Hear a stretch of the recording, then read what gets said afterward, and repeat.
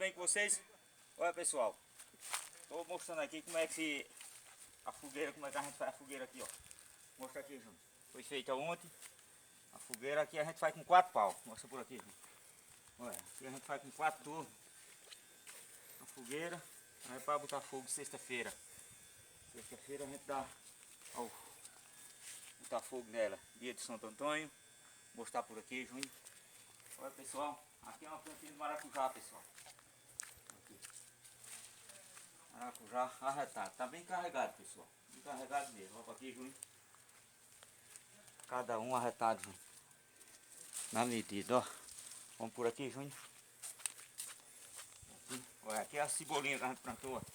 Meu irmão foi quem plantou. Agora essa uva tá cortando, ó. Tá vendo, Júnior?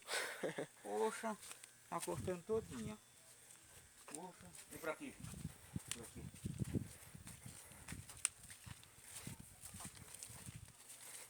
Olha pessoal, aqui é os pezinhos de laranja, pessoal.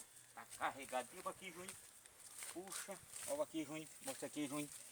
Olha aqui. Puxa, cada uma parece uma jaca, ó. Aí dá um palmo. Poxa, exatamente. Exatamente, olha. Aqui tem muita, pessoal. Tem bastante. Bastante mesmo. Olha aqui, Júnior. Esse daqui. Esse daqui como é que tá. Bem carregado mesmo, tá, Júnior? É, pô. Ah. Puxa, é bem carregado mesmo. Olha aqui. Daqui, pessoal, é um pé de carambola. Não sei se você conhece.